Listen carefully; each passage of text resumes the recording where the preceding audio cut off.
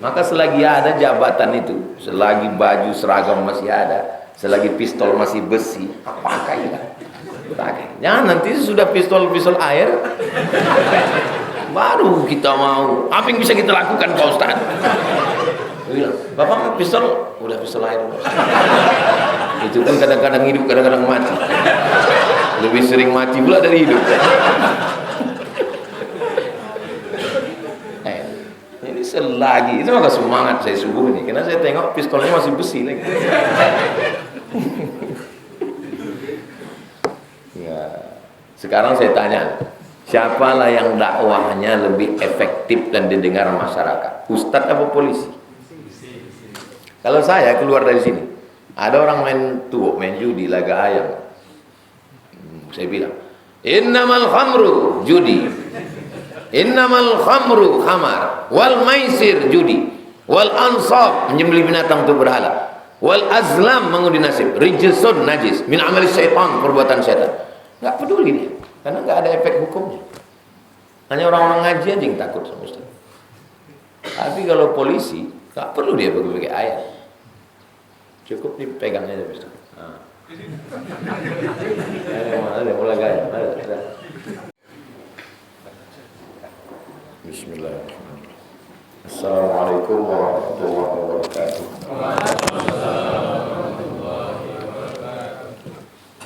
Alhamdulillah, Allahumma shalli ala sayyidina Muhammad wa ala ali sayyidina Muhammad. Allahumma 'allimna ma yanfa'una wanfa'na bima 'allamtana innaka antal alimul hakim. Rabbi shrah li sadri wa yassir li amri wahlul 'uqdatam min lisani yafqahu qawli. Qala al-Imam Muhyiddin Abu Zakaria Yahya bin Sharaf An-Nawawi fi kitab Riyadhis Shalihin bi sanadihi nafa'ana Allah bi 'ulumihi fid dharain. Imam Muhyiddin Abu Zakaria Yahya bin Sharaf An-Nawawi meriwayatkan dalam kitab Riyadhus Shalihin, semoga ilmunya bermanfaat untuk kita dunia akhirat. Amin ya rabbal alamin. Hadis nomor 352. Wa an Jabirin, dari sahabat Nabi namanya Jabir radhiyallahu anhu. Anna nabiyya, sesungguhnya Nabi Muhammad sallallahu alaihi wasallam, kana yajma'u, menggabungkan bainar rajulaini, dua orang, min qatla Uhudin, orang yang meninggal mati syahid perang Uhud.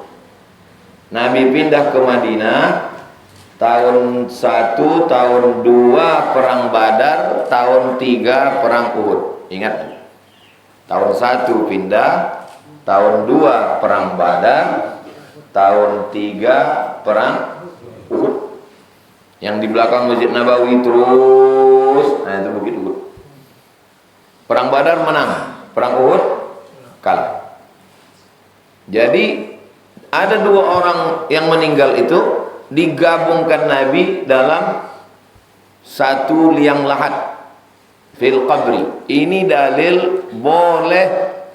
Kalau ditanya orang, boleh enggak satu liang lahat 2-3 orang? Boleh. Enak aja bilang boleh-boleh. Mana dalilnya?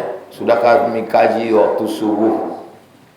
Ingat betul saya subuh itu. Kenapa? Ada Pak Kapolres hadir. Ini Pak Kapolres, ada 4 di selama jalan Kamboja ini. 1 musola, masjid, musola.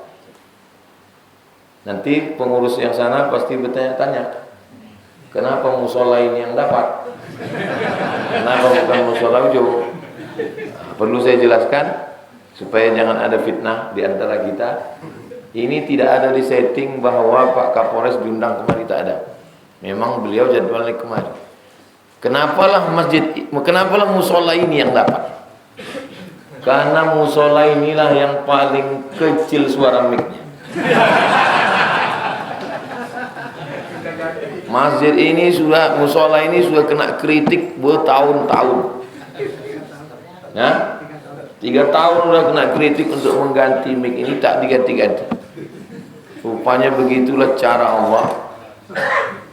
Akhirnya musola ini dapat bantuan duit tadi. Duit itu belikan ke mic. Bulan depan mic-nya mesti Besar suaranya. Tulis di situ, Wakaf Kapolres. AKBP Bobi Putra Ramadan Sebayang, kemudian apa lagi yang dekat-dekat marga Sebayang, Tarigan, Sembiring, itu marga orang Karo. Menjua-jua kita kerina.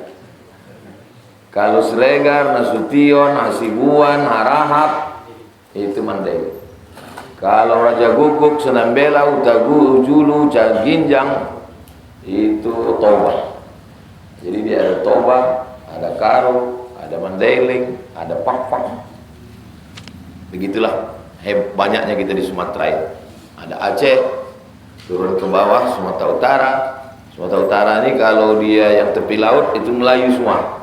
Langkat, Medan, Deli, Serdang, Bedagai. Nah, kalau dia di tengah, nah ini baru Batak. Turun ke bawah Riau. Habis itu kiri Sumatera Barat, Minangkabau. Nah, baru Jambi Melayu, Palembang Melayu, Bengkulu sendiri, Lampung juga sendiri. Jadi kita di Sumatera ini kaya sekali. Diikat dengan dua ikatan. Ikatan satu, la ilaha illallah Muhammadur Rasulullah. Ikatan kedua, sebagai orang Indonesia. Mudah-mudahan kita bisa bersama dan istiqomah insyaallah. Amin ya rabbal alamin. Orang Medan, orang Sumatera Utara ditempatkan di Riau ini dari dulu. Makanya gedung paling tua di Jalan Sudirman itu namanya Gedung Kaharudin Nasution. Nasution, Gubernur Sumatera Utara. Dan orang Medan dulu banyak ditempatkan di Salu, tentara. Jadi ada orang Medan ditempatkan di Salu, bertanya dia sama ibu-ibu, ada gajah di sini bu? Kata ibu tuh, kodok nak. Gajah yang kutanya, kata yang ibu jawab. Kodok itu artinya sering pak.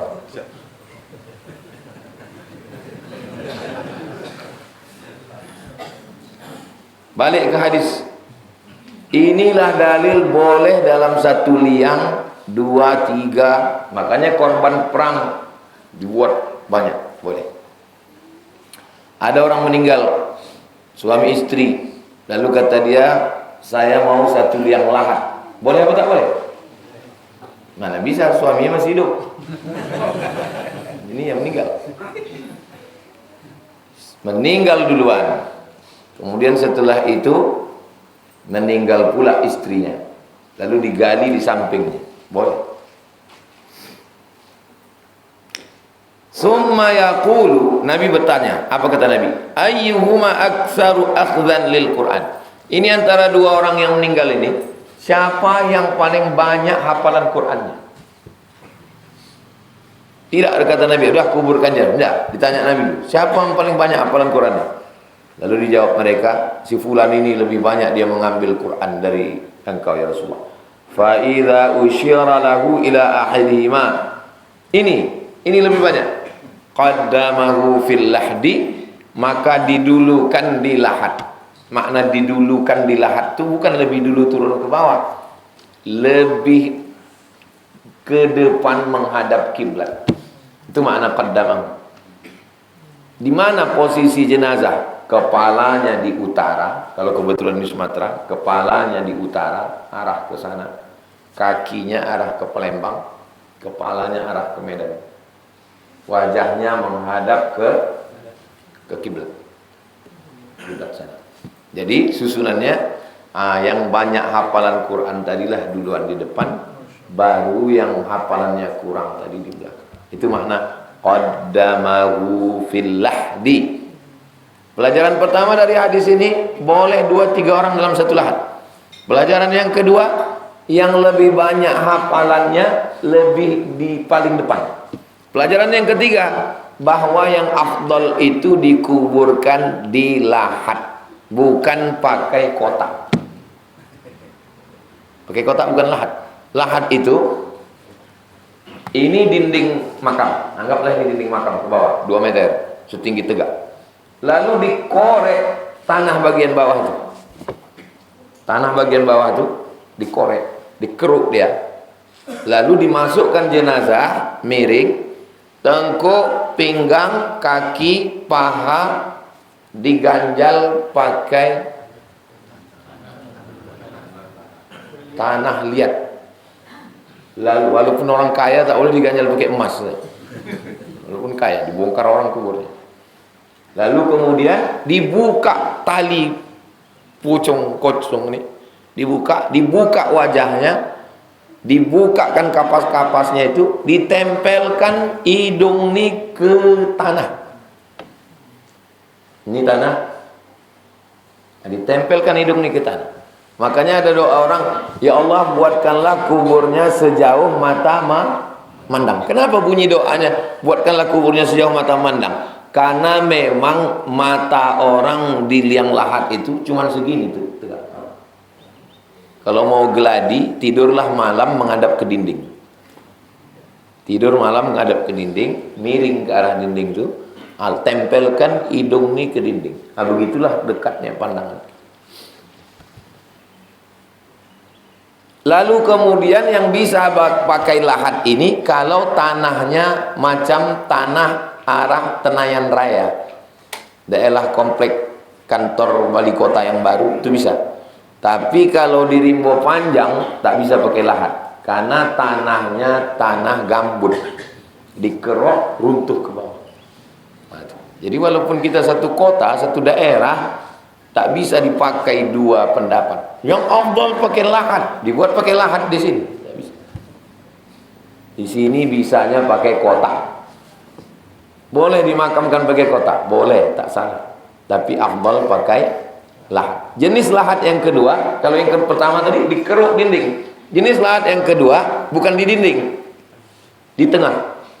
Ini dinding, tengah itu dikeruk, dikasih agak-agak tempat papan. Nah, nanti satu momen kita buat penyelenggaraan jenazah sekaligus geladi. Siapkanlah satu orang jadi jenazah.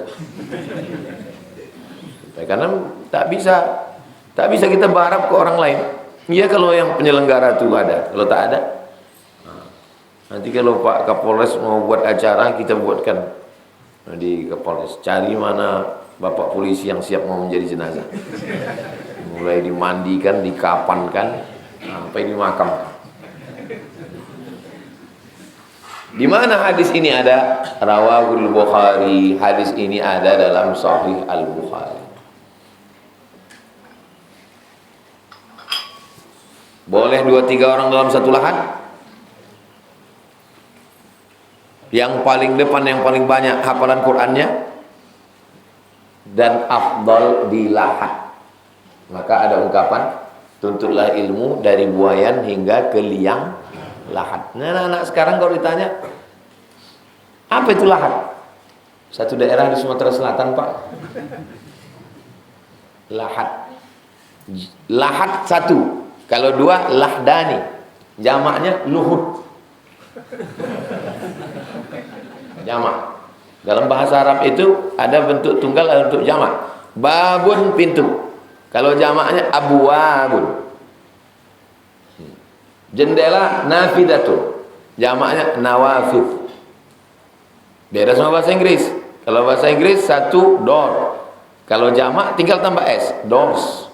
Satu book, kalau jamak books. Nah, kalau bahasa Arab enggak. Satu kitab, kalau banyak kutub. Makanya menghafal satu kosakata bahasa Arab sama dengan menghafal 3. Kosakata bahasa Arab itu banyak. Baik, kita lanjutkan. Hadis 353. Kita baca sampai jam 6. Habis itu nanti tanya jawab, kasih kertas. Habis itu jam 6.30 kita sholat sunat isyraq 2 rakaat. Wa an ibni Umar, dari Abdullah bin Umar. Mana ada nama orang Ibnu Umar? Nama kau siapa? Ibnu Umar. Ibnu Umar artinya anak Umar, bukan nama. Nama dia Abdullah bin Umar radhiyallahu anhu. Anna Nabi SAW qala, Nabi berkata, arani fil manam, saya bermimpi,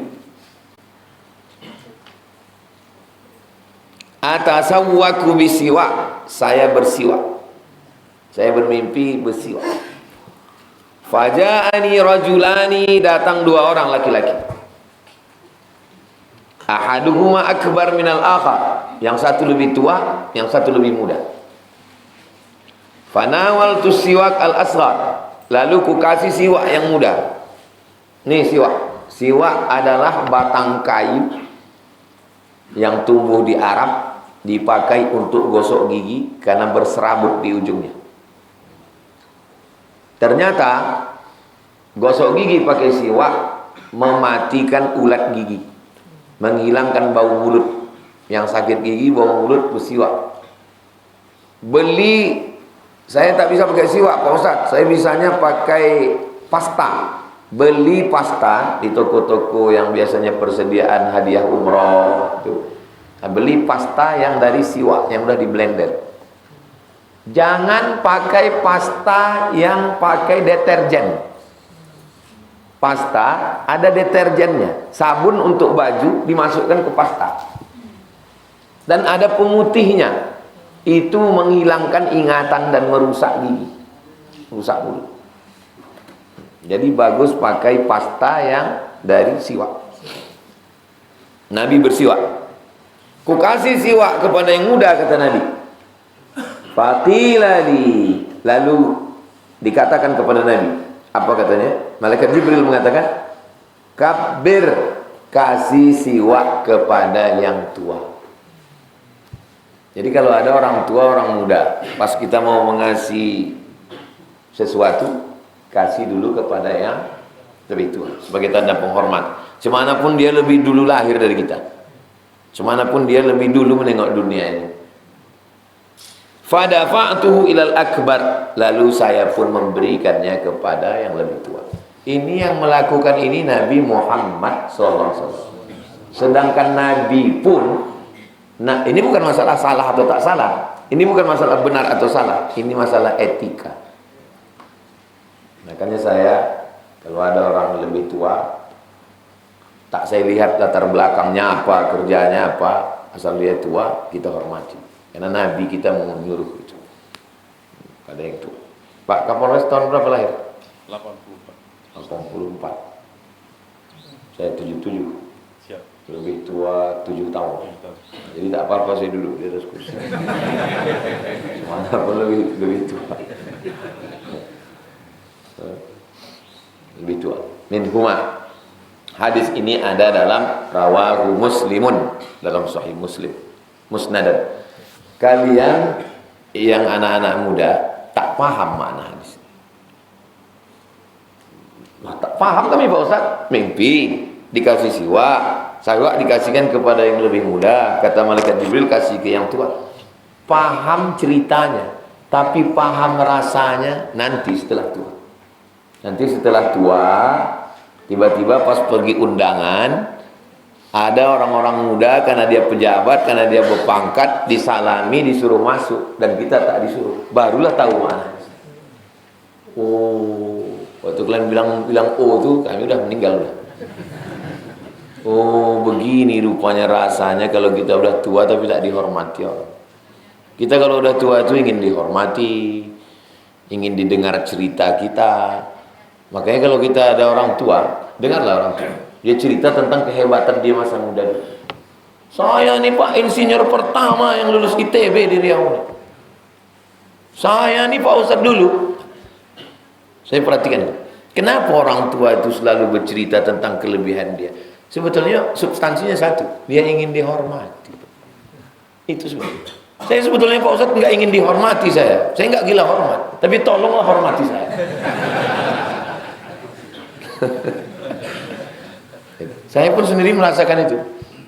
Saya lahir 77, begitu jumpa sama anak-anak yang baru 80-an, 90-an, ada dalam hati kita, nggak siap kita menerima. Itu yang disebut dengan post power syndrome.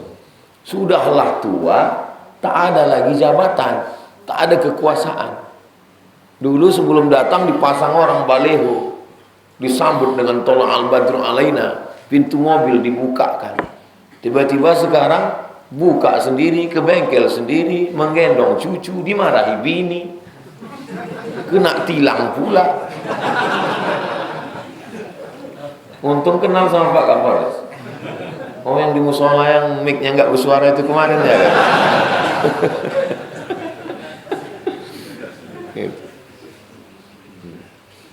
Nah, jadi memang kita ini mesti siap memang. Resiko muda adalah tua. Berarti siap muda, siap tua. Banyak orang tak siap menghadapi hidup. Makanya kalau ditanya apa definisi hidup itu? Hidup itu adalah take risk. Siap mengambil resiko. Bahwa kalau kita muda, ya kita tua. Bahwa kalau kita hidup, resikonya mati. Bahwa kalau kita berseragam, resikonya pensiun. Nah, Ustaz sedang menyindir polisi ini. Tidak. Saya PNS. Saya PNS, pegawai negeri. Lulus 2008, keluar 2019. Tidak pensiun. Jadi saya merasakan perasaan pensiun itu lebih awal. Kalau ngomong sama orang, saya PNS Pak Ustadz, kata dia. Dalam hati saya, aku pun PNS juga dulu. Makanya saya sekarang beberapa kali dikasih untuk pembekalan pensiun. Kabupaten kota, pegawai-pegawai yang mau purna bakti, sebetulnya pensiun. Cuman supaya agak lembut bahasanya purna bakti. Bapak udah pensiun dah? Enggak, saya purna bakti. Sama lah itu Pak. Bisa kita merasakan perasaan orang lain.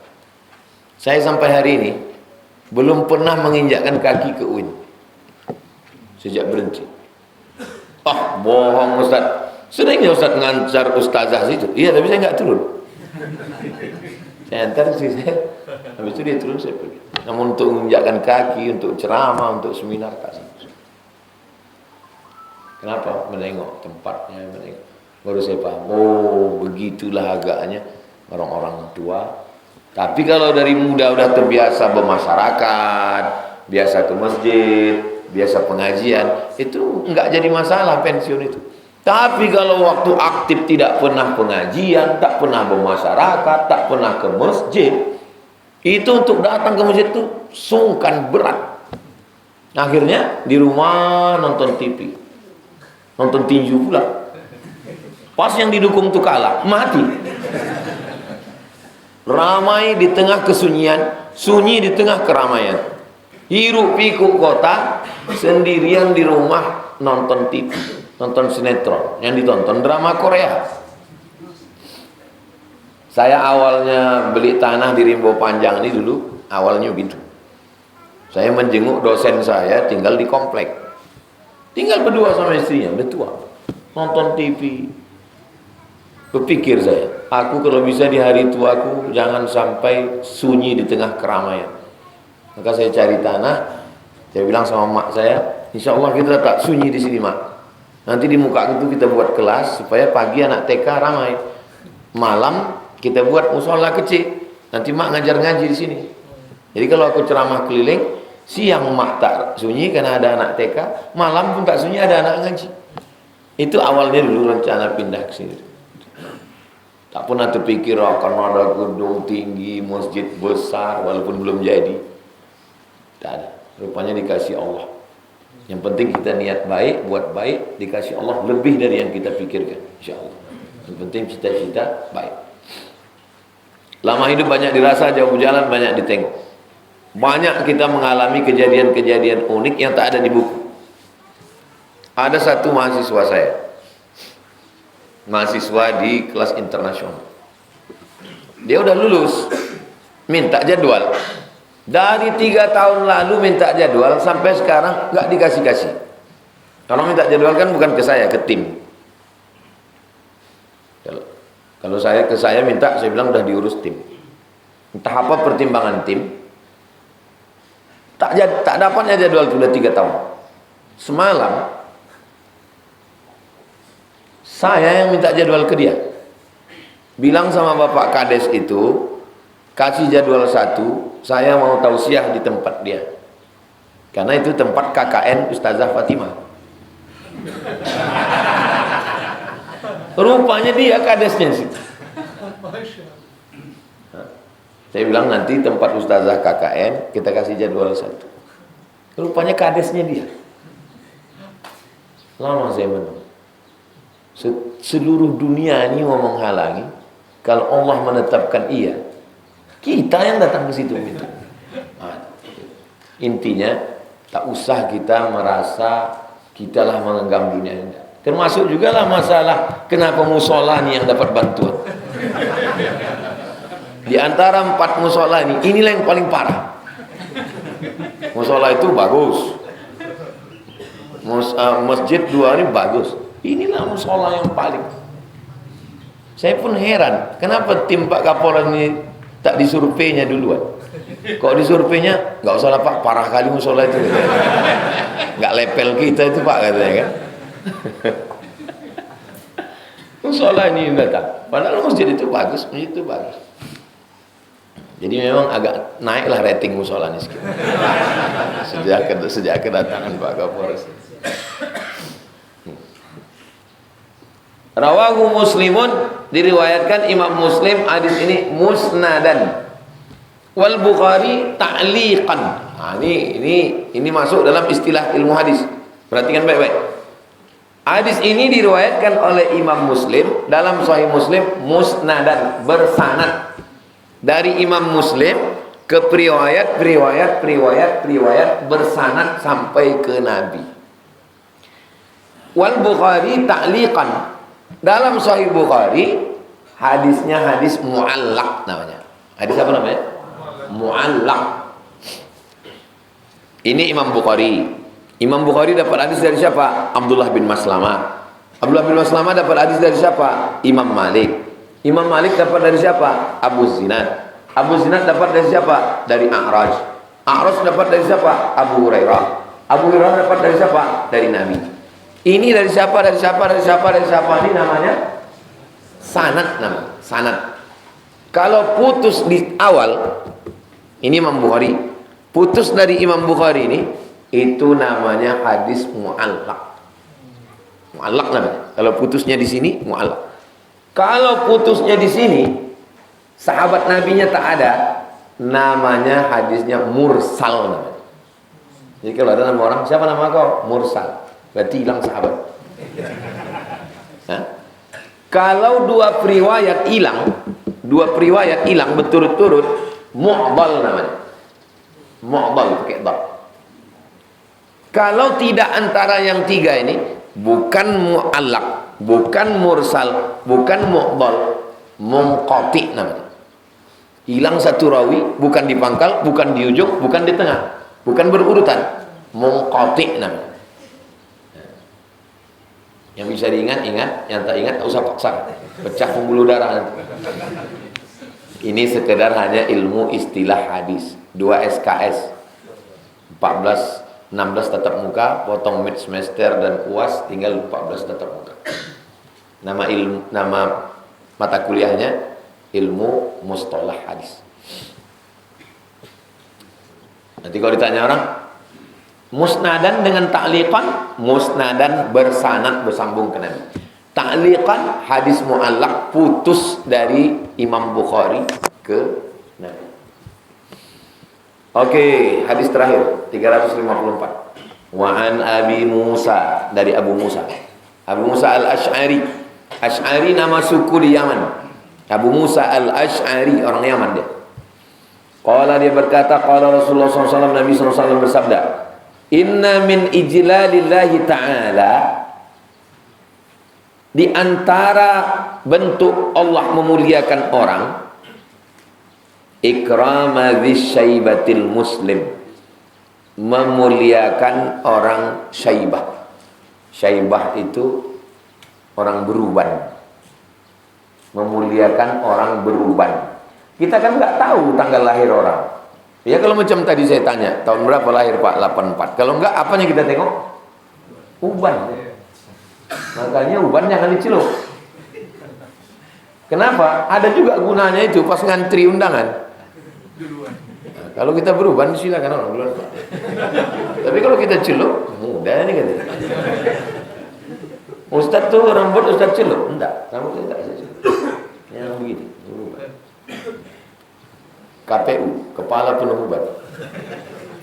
Bapak ini udah meninggalkan dunia hitam nih Pak Ustaz. Udah meninggalkan dunia hitam, putih semua.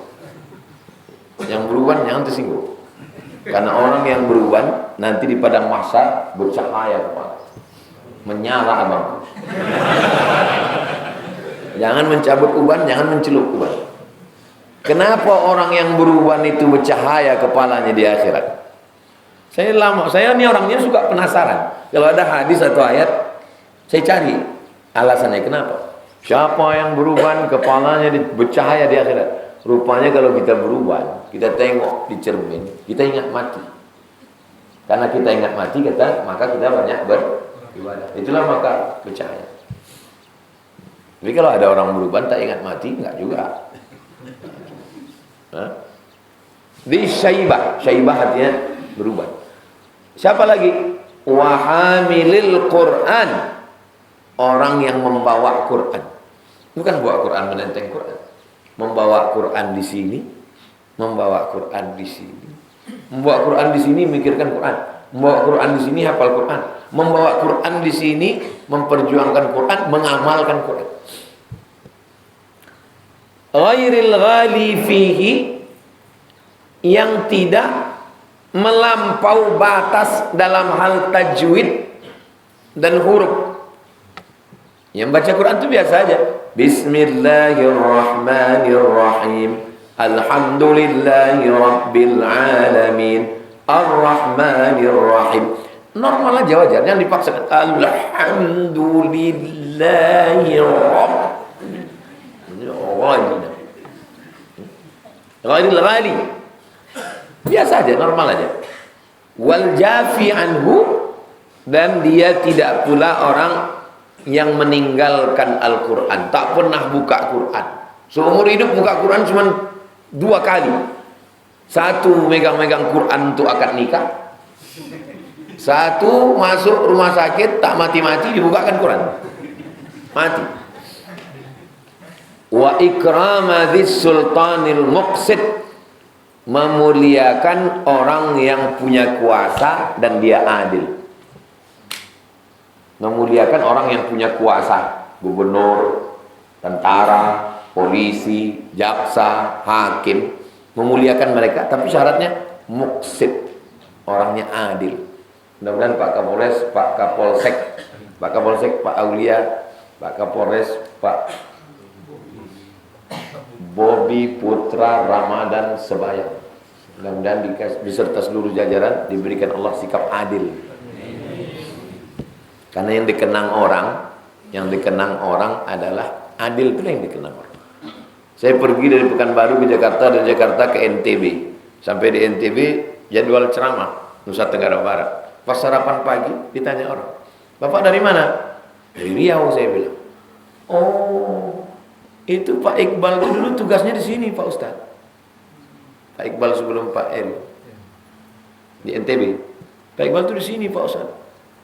Saya tanya, "Kayak mana Pak Iqbal itu dulu di sini?" "Banyak masjid ini dibantu-bantunya Pak Ustaz. Ikut dia kegiatan masyarakatnya Pak Ustaz." Di situ saya ambil kesimpulan, apa yang kita buat waktu kita bertugas itulah yang diingat. Itulah yang ditolong. Tapi kalau yang kita buat itu dibenci orang, itu diskotik tuh dia backup tuh dulu Pak Ustaz.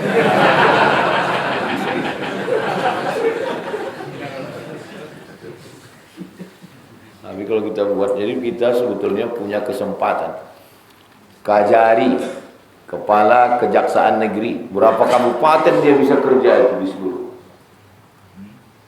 Ada dulu kepala desa mengambil tanah masyarakat bekerja sama dengan perusahaan.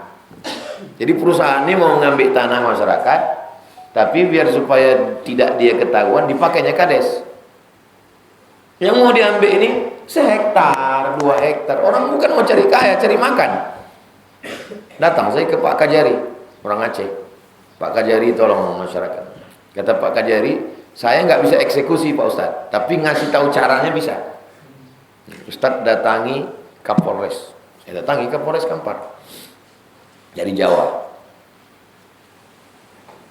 "Pak Kapolres, ini ada orang kebunnya 1 hektar 2 hektar untuk makan, untuk sekolah anak, diambil kades ini. Siap Pak Ustaz, kita selesaikan. Besok pagi masuk, gul. Sekali sipak gul. Udah masuk Pak Ustaz, masuk penjara. Kasus sawit, enggak. Kasus apa? Kasus ambulan. Pokoknya dia pernah beli ambulan desa, makar. Masuk. Jadi sebetulnya kalau mau, bisa. Tapi kalau tak mau, bisa, ini desa, enggak bisa begitu, begini. Bisa, carikan pasal lain. Banyak pasal-pasal. Ya enggak dapat pasal ambulan. Pasal tutup pentil pun bisa. Apa maksud pasal tutup pentil? Kita yang kalau razia udah nggak dapat lagi kan tutup pentil tidak bisa. Bisa dipakai, apa tak bisa? Asal mau. Maka selagi ada jabatan itu, selagi baju seragam masih ada, selagi pistol masih besi, pakai lah. Pakai. Jangan nanti sudah pistol air, baru kita mau. Apa yang bisa kita lakukan Pak Ustaz? Bilang, Bapak pistol, udah pistol air. Itu pun kadang-kadang hidup, kadang-kadang mati. Lebih sering mati pula dari hidup. Ini selagi, itu maka semangat saya subuh nih, karena saya tengok pistolnya masih besi lagi. Ya, sekarang saya tanya, siapalah yang dakwahnya lebih efektif dan didengar masyarakat? Ustadz apa polisi? Kalau saya keluar dari sini, ada orang main tuok, main judi, laga ayam. Saya bilang, innamal khamru judi, innamal khamru khamar, wal maisir judi, wal ansab menyembelih binatang untuk berhala, wal azlam mengundi nasib, rijsun najis, min amali syaitan, perbuatan setan. Nggak peduli dia, karena nggak ada efek hukumnya. Hanya orang-orang ngaji aja yang takut sama Ustaz. Tapi kalau polisi, nggak perlu dia pakai ayat. Cukup dipegang aja Ustaz. Ada mulai gaya, ada. Cubit ginjal tuh. Makanya selagi ada pakai. Saya pernah di Jambi, Pak Kapolres. Berangkat dari kota Jambi, jalannya minta ampun, mobilnya pun minta ampun. Udah 3 jam nggak sampai-sampai. Saya bilang, di mana ya kita mau ceramah? Sawit udah lewat, karet udah lewat, hutan udah lewat. Begitu sampai, meresmikan musola kecil, macam inilah kecil. Terus apa kegiatan kita? Ustaz ceramah meresmikan musola kecil. Saya menengok, kita ini kan selevel-level Sultan Brunei kan. Musola kecil kayak begini. Cuman enggak, saya bilang nampak kali kita kan. Cuman saya mau tahu kenapa musola kecil nih kali. Rupanya musola itu yang membuat Kapolsek. Jadi kalau ini kata sambutan dari ketua panitia, saya Kapolsek di sini, dan setiap orang datang kemari tak ada tempat sholat. Maka saya bernazar, kalau jadi musola ini nanti Ustaz Somad mesti ceramah. Oh, begitu perjuangan dia. Saya tanya, ini duit negara Pak? Tidak Pak Ustaz. Ini tidak dari APBD, tidak dari APBN, tidak dari proposal. Ini murni dari swadaya. Nah, mereka mengumpulkan duit tak macam kita. Berapa kali semprit lah, sempritnya jarang tuh keluar. Selagi masih berbunyi semprit itu pakailah. Sempritnya sama, bunyinya sama, mereknya sama. Cobalah kita yang mengembusnya. Lain. Nah, jadi selagi masih diberikan Allah, dari sekian ribu orang di Indonesia ini, kita kadang tidak melihat ini sebagai nikmat. Kelingking ini tidak kita tengok nikmat. Kenapa? Ya karena kita punya kelingking. Tapi ketika kelingking kita ini luka dan telinga kita gatal,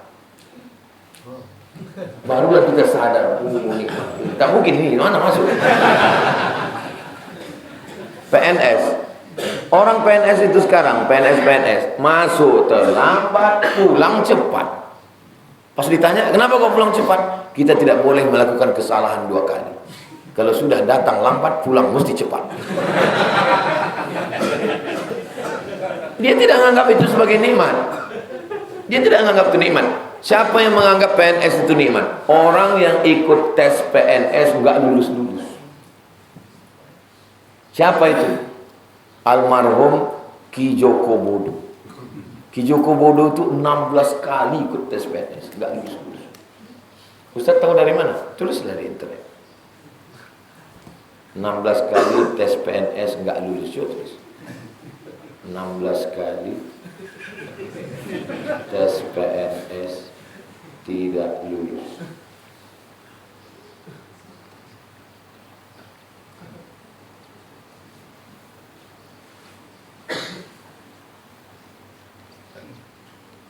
Dapat.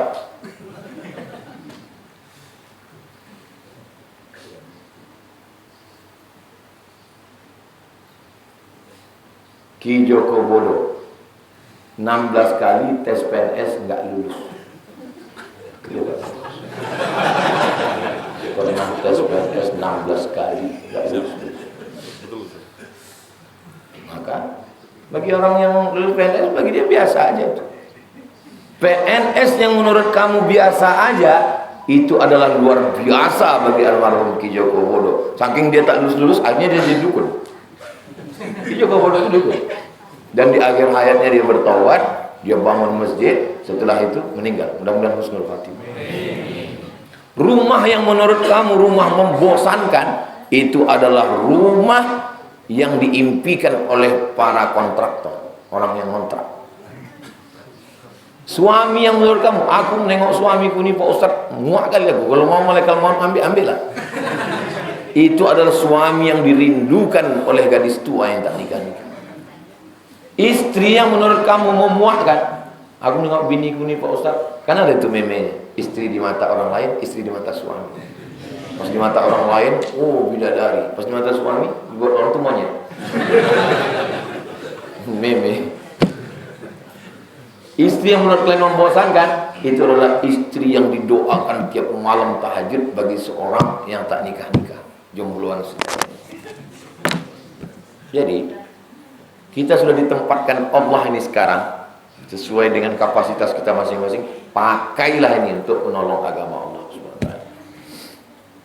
Mana kertas